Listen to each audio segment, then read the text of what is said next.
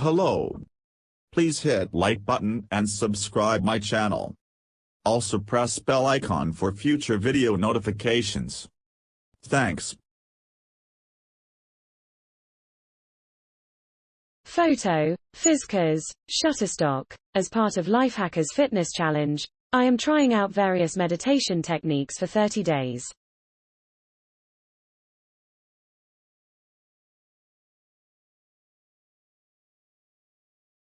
This is the second week of my challenge, and I've taken a new step towards developing a consistent meditation routine. I increased the length of my meditation sessions and tried midday meditation rather than morning sittings. The results were less than desirable. Video player is loading.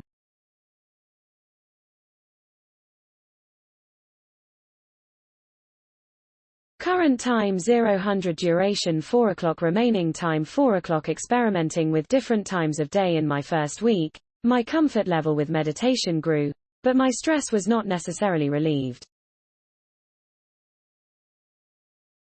I suffer from stress primarily during the workday. The ever-growing to-do list can be overwhelming and most of the time I let it overrun my waking hours.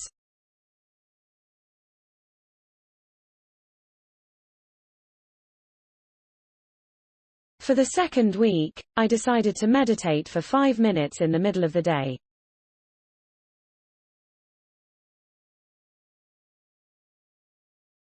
I continued to use the Headspace app but found the sessions I wanted to take during the day jumped from 3 minutes to 10. My plan to take 5 minutes wasn't going to work. 10 minutes it was. Media may get a commission meditating during the day as a multitasker. Meditating requires a willingness to relinquish any responsibility for a set amount of time. For someone who likes to multitask, trying to let go of those responsibilities in the middle of my day felt impossible. I found myself unable to let my thoughts pass me by as the session directed.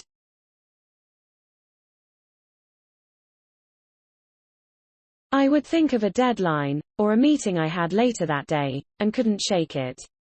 My persistent thoughts prohibited any moments of calm I was trying to achieve.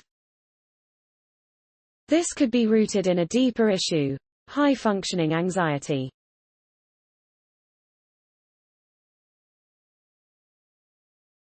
According to the counseling service site BetterHelp, high-functioning anxiety manifests itself in many ways. A compulsion to work extra hard, for example, or an overwhelming fear of the future. Although I haven't been diagnosed with high-functioning anxiety disorder, these symptoms sound awfully familiar, and I could benefit from the methods for relieving those symptoms. BetterHelp explains that mindfulness has been an effective treatment. Incorporating mindfulness into cognitive therapy helps the counselors of people with high-functioning anxiety to give their patients the tools that they need to keep themselves grounded in their own thoughts and feelings in their learning to pivot and press on subscribe to our newsletter. After reading about the benefits of mindfulness and anxiety, I felt empowered to stick with my challenge. Since the midday meditation was having an adverse effect to what I wanted, I've decided to switch to meditation before bed. I often will stay up until 2 or 3 o'clock in the morning, watching television and sometimes working. I'm hoping that committing to meditation at night will force me to set the day aside at a reasonable hour and position my body to fall asleep easier while having more restful sleep. This may be the key to consistency for me, and possibly mean less stress during my work hours. Thanks for watching. Please subscribe my channel for more how-to and informative videos.